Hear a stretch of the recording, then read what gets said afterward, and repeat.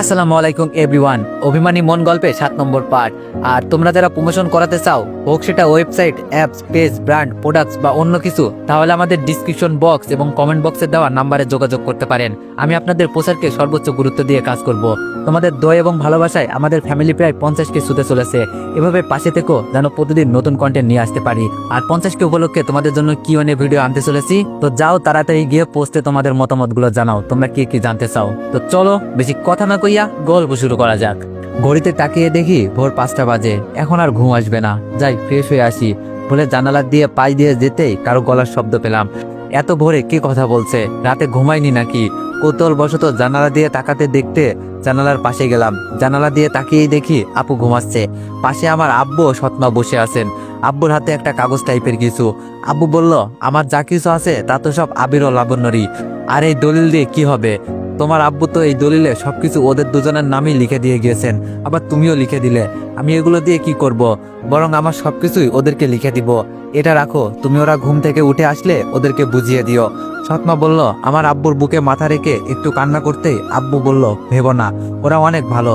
দেখো, সবসময় দুজনেই তোমায় মা বলে ডাকবে, ওদের মায়ের আসনে তোমাকে বসাবে। আমি এবার চলে আসছি আর মনে মনে বলছি, জানি না আমার মায়ের আসনে বসাতে পারবো কিনা, তবে আমার সৎমা নিঃসন্দেহে ভালো মানুষ, তা বুঝতে আর বাকি রইল না। এতদিন উনার প্রতি আমার যে ভুল ধারণা ছিল তা ভুল প্রমাণিত হলো। হয়তো বা আমার নানাই আব্বুকে ফাঁসিয়েছিল ওনার মেয়েকে বিয়ে করার জন্য, কিন্তু আসলেই কি এমন বিষয়টা তা আমার সত্য জানা নেই। হয়তো বা কোনোদিন জানতেও পারবো না, কেননা এই জানার জন্য এমন প্রশ্ন আমি ছেলে হয়ে বাবাকে করতে পারবো না। তবে নানা ও সৎমা আমাকে ও আপুকে এই বিশাল সহায় সম্পত্তি সবকিছু লিখে দিয়ে গেছেন ভাবতেই আমার কেমন যেন অবাক লাগছে। ফ্রেশে আবার রুমে গিয়ে একটু শুয়ে পড়ে ভাবছি, আমার নানা সবকিছু আমাদেরকে লিখে দিয়েছেন কেন? তাহলে কি উনার আর কোনো ছেলে মেয়ে নেই? উনি আর শুধু উনার একটা মেয়েই? একটু পর আপু এসে আমায় ডেকে বলল, ভাই আব্বু ডাকছে তোকে। আমি বললাম, আপু তোর এই অবস্থা, একটু চলাফেরা কম কর, বলেই আব্বুর রুমে চলে গেলাম। আমার সাথে আপুও গেল। আব্বু বলল, বসো এখানে। আমি বসে পড়লাম। বসে দেখি আমার সৎমা আমার দিকে তাকিয়ে আছে, চোখের পাতা যেন ফেলছে না। উনার ফেসটা বলছে উনি যেন এই পৃথিবীর সব থেকে মিষ্টি ডাক, মা ডাকটি আমার মুখ থেকে একটিবার শুনতে চাচ্ছেন। আব্বু বলল, শোনো আবির, তোমার নানার মৃত্যুর জন্য আমরা 4 দিনের দিন খাওয়া দাওয়ার আয়োজন করব, তাই তোমার সাথে আলোচনা করতে ডেকে পাঠিয়েছি। আমি বললাম, আচ্ছা আব্বু। এবার বুঝলাম আব্বু কেন কাল বাড়িতে না যেয়ে বলল আমাদের কিছু কাজ আছে। আমার সৎমা ওই রাতে কাগজটি আমায় বের করে দিল। আমি যদিও জানতাম এটা কিসের কাগজ আর কেনই বা দিল, তবুও জানতে চাইলাম এটা কিসের কাগজ। আমার সৎমা বললেন, আমার আব্বু মানে তোমার নানা, ওনার সব সম্পত্তি তোমাকেও তোমার আপুকে লিখে দিয়ে গেছেন এবং আমিও সব লিখে দিয়েছি। আজ থেকে এই সব সম্পত্তি তোমাদের। এই সব কিছুর দলিল এটা, বাবা নাও তুমি। আমার সৎমার কথাগুলো শুনে আমি বুঝছি না আমি এইসব স্বপ্ন দেখছি না তো, নাকি আসলেই বাস্তবেই কাল রাতে যা দেখছি আসলেই তা সত্যি। আমি বললাম, আমি এসব কেন নিব? এগুলো তো আমার বাবার না, মানুষের কোনো কিছুই তো আমি নিব না। আপু বলল, ভাই এগুলো কি বলছিস? মানুষের কেন হবে? এগুলো আমাদের মায়ের। উনি না হয় আমাদের পেটে ধারণ করেন নাই, তাই বলে কি উনি আমাদের মা নয়? শুধু পেটে ধরলেই কি মা হয়ে যায় ভাই? আপুর কথার উত্তর আমার কাছে নেই। তাছাড়া আপুর উপর আমি কোনোদিন কথাও বলি নাই, তাই আপুর কথায় আমি মাথাটা এবার নিচু করলাম। আব্বু কিছু বলছে না, কেননা আব্বুর বলার মতো এখানে কিছুই নেই। একটু পর মাথা তুলে সামনে তাকাতেই দেখি আমার সৎমা কান্না করছে এবং শাড়ির আঁচলটা দিয়ে চোখটা মুছছেন। সৎমা বললেন, বাবা আজ যদি তোমাদের মা হয়ে এইগুলো তোমাদের দিতাম তাহলে তো অবশ্যই নিতে, তাই না? আসলে ডাক্তার আমায় বলেছিল আমি নাকি কোনোদিনও মা হতে পারবো না, তাই যেদিন থেকে জানতে পারি তোমার আব্বুর ছেলে ও মেয়ে রয়েছে, সেদিন থেকেই ভাবতাম আমি তাহলে তোমাদের পেটে না ধরেও মা হব, মা ডাকটা শুনতে পাবো, কিন্তু সেটা আমার ভাগ্যে নেই। আমি বললাম, কে বলেছেন নেই মা? আজ থেকে আমি তোমাকে মা ডাকবো। বিছানা হতে দলিলটা তুলে নিয়ে বললাম, এটা তোমার কাছেই রাখো। উনি এবার কিছুটা কান্না ভেজা কণ্ঠে সুরে হাসি দিলেন। এবার শুরু হলো নানার মৃত্যুর 4র্থ দিনে আমরা কিভাবে খাওয়া দাওয়ার সব আয়োজন করব, তা নিয়ে আলোচনা ও পরিকল্পনা। সব পরিকল্পনা মাফিকই খাওয়া দাওয়ার আয়োজন শেষ হয়ে গেল। এবার আমাদের বাসায় চলে আসার পালা। আমি আর আব্বু গাড়িতে উঠে বসে আছি। আপু আসছে না। কি ব্যাপার, আপু আসছে না কেন? আপু না আসায় আব্বু আমায় ভিতরে গিয়ে আপুকে নিয়ে আসতে বললেন। আমি গাড়ি থেকে নেমে যেতেই আপু ও মা দেখলাম আসছে। আপু গাড়িতে উঠে বসলো, মা বাইরে গাড়ির জানালার সামনে দাঁড়িয়ে রইল। আব্বু গাড়ি স্টার্ট দিতেই আপু আব্বুকে গাড়ি বন্ধ করতে বললেন। আপু বলল, ভাই একটা কথা বলি। আমি বললাম, আপু বল। আপু বলল, মাকে আমাদের সাথে নিয়ে যাবি? উনি তো এই বাসায় পুরো একা একা একা কিভাবে থাকবে? আমি আপুকে ইশারায় বললাম, আমায় নয়, আব্বুকে বল। আপু যদি আব্বুকে বলে আমি জানি আব্বু না করবে না। এবার আপু আব্বুকে বলল, আব্বু সম্মতি দিলেন।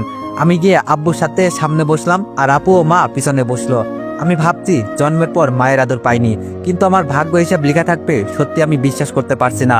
এবার আমি সৎমাকে নিজের মায়ের মতো করে পেয়ে গেলাম। জানি না মায়ের আদর কেমন হয়, উনি আমার সন্তানের আদর দিবেন কিনা তা সময় বলে দিবে। তবে উনি যে নিশ্চিত আমাদেরকে নিজের সন্তান হিসেবে মেনে নিয়েছে তা বোঝা যাচ্ছে।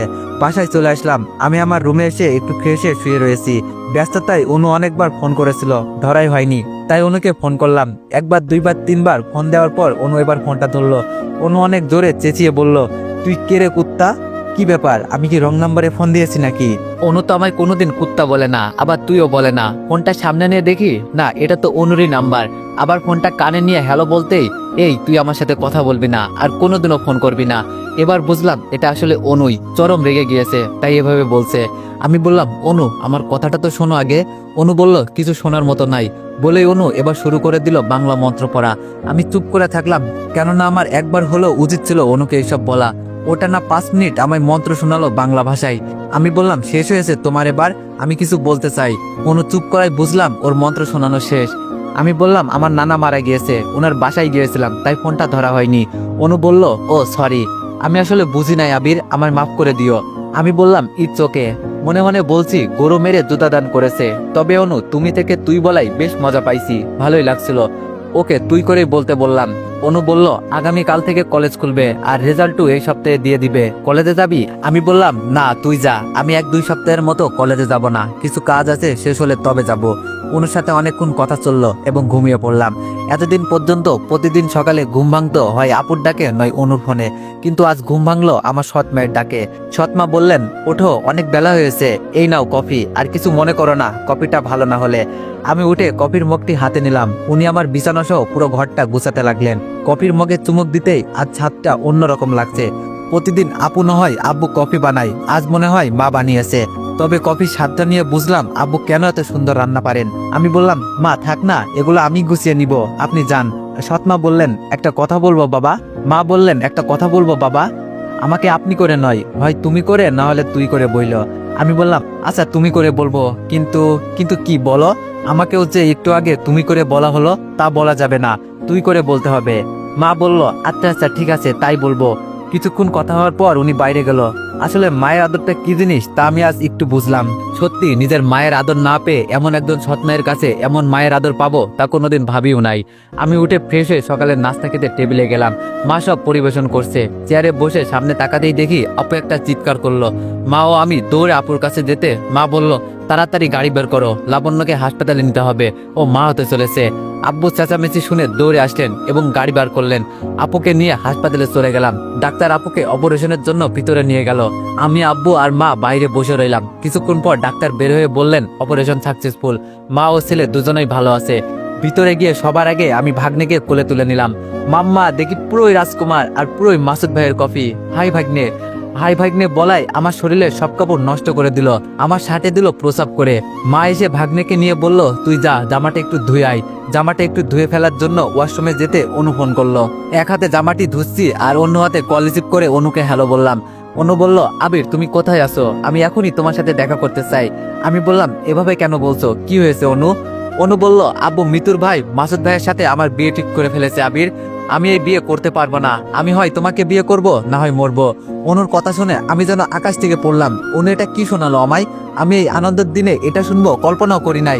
মাসুদ ভাই অনুকে, মাসুদ ভাইয়া অনুকে বিয়ে করবে, এটা আমি কি শুনলাম? মাসুদ ভাইয়ার ভিতরের রূপটা এমন, সত্যি ভাবা যায় না। সি, ওয়াশরুম হতে চলে এসে আব্বু মাকে বললাম, আমার একটু দরকারে বাইরে যাচ্ছি, একটু পর ফিরবো, বলেই চলে আসলাম। আপুর সুখের সংসারে একমাত্র আমার জন্যই আগুন লেগেছে। সংসারটি ভেঙে গেলেও আপু এখনো মাসুদ ভাইয়াকে ডিভোর্স দেয়নি। পথে বসে আছেন মাসুদ ভাইয়ার, উনি কবে যেন এসে ওকে নিয়ে যাবে। আমি জানি আপু মাসুদ ভাইয়াকে কতটা ভালোবাসে। মাসুদ ভাইয়ার থেকে আপু দূরে আছে ঠিকই, কিন্তু আমার মনে হয় না মাসুদ ভাইয়ার প্রতি আপুর ভালোবাসা একটুও কমে গিয়েছে। বরং আজও দেখি আপু মাঝে মাঝে ওনার জন্য কাঁদে। আজ যদি মাসুদ ভাইয়া অনুকে বিয়ে করে নেয়, আপু তাহলে সত্যি পাগল হয়ে যাবে। আপু এই কষ্ট কিছুতেই সহ্য করতে পারবে না। না, এ হতে পারে না। আমার জীবন থাকতে আমি এটা হতে দিব না। প্রয়োজনে মৃত্যুর পা ধরবো, ও যেন মাসুদ ভাইয়াকে সব সত্যি খুলে বলে। তবু আমি এটা হতে দিব না। অনুকে ফোন করে আসতে বললাম। আমি হন্য হয়ে দৌড়ে গেলাম। অনু দেখি আমার আগে গিয়ে বসে থেকে বাদাম খাচ্ছে। আমি বললাম, অনু তুমি ফোন করে এগুলো কি বললে, তা কি আসলে সত্যি? অনু বলল, সত্যি। আমি বললাম, না, এ হতে পারে না, এটা কোনোদিনও হতে পারে না। তুমি মাসুদ ভাইয়াকে কোনোদিনও বিয়ে করতে পারো না। আমি তোমায় মাসুদ ভাইকে বিয়ে করতে দিব না, কোনোদিনও না। অনু কিছু না বলে একটা মুচকি হাসি দিল। অনু হাসছে কেন আমি বুঝলাম না, অবাক হয়ে ওর দিকে তাকালাম। অনু এবার বলল, এত ভালোবাসা আমায় এতদিন বলো নাই যে? আমি জানতাম তুমি আমাকে ভালোবাসো, তাই আজ পরীক্ষা করতেই আমি এসব বলেছি। আমি কেন মাসুদ ভাইয়াকে বিয়ে করতে যাব? আবির প্লিজ, আমি চাই তুমি এই 3টি ওয়ার্ড সর্বপ্রথম তোমার মুখ দিয়ে আমাকে বলো, বলো প্লিজ। আমি আর নিজেকে সামলাতে পারলাম না, পরপর অনুর গালে 2টা থাপ্পড় বসিয়ে দিলাম। আমি বললাম, ভালোবাসা কখনো পরীক্ষা দিয়ে হয় না, কাউকে বিশ্বাস করতে হলে তার বিশ্বাসকে ভরসা করতে হয়। ভালোবাসার পরীক্ষা নেওয়ার জন্য তুমি এতটা নিচ হবে এমন উপায় বেছে নিবে? কি অনু, আমার ভাবতেও অবাক লাগছে।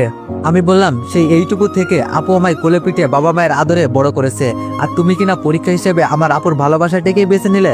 আর শুনে রাখো, মাসুদ ভাইয়ের সাথে তোমার বিয়ে হতে পারে না।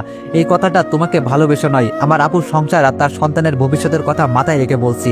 আমি তোমায় ভালোবাসি না, তোমার মতো মেয়েকে ভালোবাসাও পাপ। আমার রাস্তায় আর কোনোদিন তুমি আসবে না বলে আমি বাসায় চলে আসলাম। আসলে মেয়েরা যে নিজেদের কিভাবে এতটা নিজ মনোভাব হবে অনুর ভাবি নাই। বাসায় এসে দেখি হাসপাতাল হতে বাসায় এখনো কেউ ফিরে নাই। আমি বিছানায় গিয়ে শুয়ে রইলাম। একটু পর সবাই আসলো। আমি গিয়ে আমার ভাগ্নেকে কোলে তুলে নিলাম, আদর করতে লাগলাম। অনেক কিউট ও মায়াবী আমার ভাগ্নে। 1 সপ্তাহ পার হয়ে গেল, উনি একটু বারের জন্য আমাকে ফোন করলো না। আমিও ওকে ফোন করিনি, হয়তো কোনোদিনও দিবও না। একদিন আব্বুকে ডেকে বললাম, আব্বু, আমাদের এই সম্পদ আছে বলে আমরা এভাবে বসে থাকলে একসময় সবটা ফুরিয়ে যাবে, তাই আমি আর লেখাপড়া করব না, এবার বিজনেসের জগতে পা রাখবো।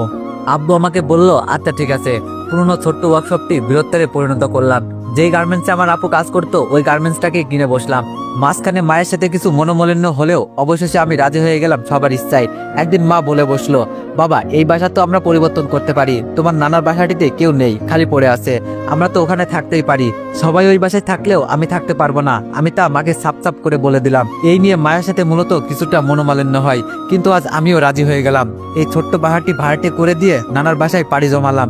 আজ আমার জীবনের সবকিছুই পরিবর্তন হয়ে গিয়েছে। সারাদিন অফিস করে বাসায় এসে ভাগ্নের সাথে আনন্দ দুষ্টুমিতে মেতে উঠতাম। আজ আমার নামটি দেশের নামকরা স্বল্প বয়সী বিজনেসম্যানের মধ্যে যোগ হয়েছে। বাড়ি গাড়ি এমনকি নামের সাথে অফিসের কর্মকর্তারা চৌধুরী যোগ করে ডাকেন। মাসুদ ভাইয়া, মিতু বা অনু, কারোর সাথে আমার আর এই 1টি বছরের জন্য কোনোদিনও দেখা হয়নি। আমি দেখা করার চেষ্টাও করিনি। সমাজে যেখানে টাকা পয়সার অভাবে এতিম দরিদ্র ছেলেমেয়েরা পড়াশোনা বন্ধ হয়ে যায়, সেখানে আমি আমার হাতটা বাড়িয়ে দিই, কেননা আমি এই জীবনের এক পর্যায়ে ওদের মতোই এতিম ছিলাম। এরই সুবাদে আমি যেই কলেজে পড়তাম সেই কলেজে প্রধান অতিথি হয়ে এক অনুষ্ঠানে ডাক পেলাম, সমাজে হতদরিদ্র ও এতিম মানিদের সাহায্য করার জন্য। কলেজে একটা ক্লাব খুলব, মূলত তারই জন্য অনুষ্ঠানের আয়োজনটা করা হয়েছে। আমি ওদের ডাকে সাড়া দিলাম এবং যাব বলে জানিয়ে দিলাম। ভাবতেও যেন অবাক লাগছে, মানুষের ভাগ্য কি লেখা আছে তা আসলে বলা অনেক কঠিন। আজ যে কলেজে পড়তাম, একসময় সেই কলেজের এক অনুষ্ঠানে আমি প্রধান অতিথি হয়ে যাচ্ছি। আমার ভাগ্নেকে সাথে নিয়ে যাব বলে ভাবলাম। এই 1 বছরে যতটা পরিবর্তন হয়েছি, সব পরিবর্তন বদলিয়ে আগের মতো এতিম ও গরিব বেশ ধরলাম। আমার ভাগ্নেকে কোলে নিয়ে ভাড়ায় চালিত গাড়ি করে অনুষ্ঠানে প্রধান অতিথি হয়ে গেলাম। একটু সামনে গিয়ে চেয়ারে বসে ভাগ্নেকে নিয়ে বসে বাদাম খাচ্ছি আর এদিক ওদিক তাকাচ্ছি, কেননা আমি অনার্স 2য় বর্ষে ওঠার পর পড়ালেখা বাদ দিয়েছি। আর সেই হিসাবে অনুর এখন 3য় বর্ষে পড়ালেখা করার কথা, কিন্তু অনুকে দেখছি না। আমার পাশে বসে থাকা 2 ভদ্রলোক গল্প করছিল। প্রিন্সিপাল স্যারকে কতবার বললাম আবির চৌধুরীর মতো মানুষকে এই অনুষ্ঠানে প্রধান অতিথি না করতে, উনি শুনলেনই না আমাদের কথা। উনার মতো মানুষ কি এই অনুষ্ঠানে আসবেন নাকি, এবং এই ক্লাবে কি স্পন্সর করবেন কখনো? কখনোই করবেন না। এবার বুঝুক ঠেলা, অনুষ্ঠানে আয়োজন সব লক্ষ্যটাই বৃথা গেল। মাঝখান থেকে শুধু শুধু এতগুলো টাকা নষ্ট হয়ে গেল। আর মাত্র 5 মিনিট সময় অনুষ্ঠান বাকি, এখনো প্রধান অতিথি আবির চৌধুরী আসে নাই। ফোন দিলে ফোন বন্ধ দেখাচ্ছে। আসলে সবার কি প্রতিক্রিয়া আমার বিষয়ে সেটা শুনতেই আমি এভাবে এখানে উপস্থিত হয়েছি। অনুষ্ঠান শুরু হয়ে গেল। 2 টিমে স্টেজে উঠলো। দেখতে 2জনকেই বেশ সুন্দর লাগছে। ওরা মাউথ স্পিকার নিয়ে বলল, আজকে এই অনুষ্ঠানটি আমরা 2জন উপস্থাপনা করছি, আমি অনু আর আমি মিতু। তার মানে এরা 2জনই অনু আর মিতু? আরে বাহ, মেকআপে দেখছি 2জনকে চিনতেই পারি নাই। অনুষ্ঠান শুরু হয়ে গেল। মামা ভাগ্নে বসে অনুষ্ঠান উপভোগ করতে লাগলাম। একটু পর আমার ভাগ্নে কান্না করছিল, তাই পাশে বসে থাকা ওই ভদ্রলোক স্যার 2জন বলে বসলো, এইটুকু বাচ্চা নিয়ে কি অনুষ্ঠান দেখতে আসে? নিজেও দেখবে না, আবার আমাদেরকেও দেখতে দিবে না। এক স্যার বলল, কি ব্যাপার, তোমাকে এই কলেজেরই ছাত্র মনে হচ্ছে, তুমি আবির না? আমি বললাম, স্যার আমি আবির। স্যার বলল, ও পড়াশোনা বাদ দিলে যে, আর এই বাচ্চাটা কার? আমি বললাম, এমনি স্যার, আর ও আমার ভাগ্নে। স্যার বলল, ও তো বলো এখন কি করো, ব্যবসা ট্যাবসা নাকি জব করো? আমি কিছু বলতে যেতে আমার ভাগ্নে আমার কান্না শুরু করে দিল। আমার আর কিছু বলা হলো না। আবার ওনারাও একটু পর উঠে গেলেন। অনুষ্ঠান প্রায় শেষ। একটা যৌথ নাচটি দিয়ে অনুষ্ঠানটি শেষ হবে এবং নাচবে উপস্থাপক অনু ও মিতু। বেশ ভালোই নাচ করলো দুইজন। নাচ শেষে অনু মাউথ স্পিক নিয়ে বলতে লাগলেন, অন্তত দুঃখের সাথে জানাচ্ছি যে আমাদের অনুষ্ঠানে আসবে পথে থেকেও শেষ অবধি প্রধান অতিথি আসে নাই। আমাদের অনুষ্ঠানের উদ্দেশ্যটাই বৃথা গেল, কোনো উদ্দেশ্যই বৃথা যায়নি বলে জোরে চিৎকার দিয়ে উঠলাম। আমি ভাগ্নেকে কোলে নিয়ে স্টেজের দিকে যেতে লাগলাম। ভাগ্নেকে নিয়ে স্টেজে উঠলাম। আমাকে দেখে অনু চুপ হয়ে গেল। মিতু বলে উঠলো, আরে তুই এখানে কেন? প্রিন্সিপাল স্যার বললেন, কে আপনি? আমি বললাম, আমি আর কেউ নয়, যাকে এই অনুষ্ঠানে প্রধান অতিথি করে ফোন ও চিঠিতে দাওয়াত করেছেন, আমি সেই আবিদ চৌধুরী। এবার মাউথ স্পিকারটা হাতে নিলাম। সামনে খেয়াল করে দেখলাম মিতুর ভাই সহ বেশ কিছু পুলিশ এই অনুষ্ঠানে উপস্থিত হয়েছে। আমি এবার সবার উদ্দেশ্যে কিছু কথা বলতে লাগলাম। আপনারা ভাবছেন আমি এভাবে কেন এসেছি, আর আমার কোলে এটা কে, তাই তো? আসলে আমাকে কে কি ভাবে তাই দেখার জন্য এভাবে এসেছি। আর এই ছেলেটি আপনারা যে কাজ করতে বা যেই উদ্দেশ্য নিয়ে ক্লাব খুলছেন তারই একটা অংশ। ওর বাবার থেকেও নেই, আজ জন্মের 1 বছর, তবু ওর বাবার মুখটি দেখেনি। ও এতিম, আমার ভাগ্নেও। আর মজার বিষয় হলো এই স্টেজেই ওর ফুপু ও স্টেজের সামনেই দাঁড়িয়ে আছেন, ওরই জন্মদাতা বাবা। সবাই ভাবছে আমি কোথা থেকে এসে এইসব কি বলছি।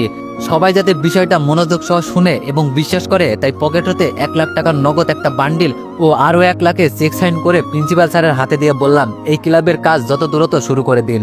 সবাই অবাক ও হাততালি দিয়ে উঠল। এবার আপনাদের উদ্দেশ্যে আমি কিছু বলতে চাই আপনাদের, যদি আমায় সময় দেন। সবাই বলল, বলেন, আমরা শুনবো।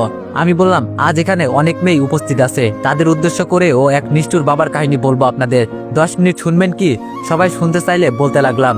তো সবাই কিউএনএ ভিডিওর জন্য বেশি বেশি কমেন্ট করো। ধন্যবাদ।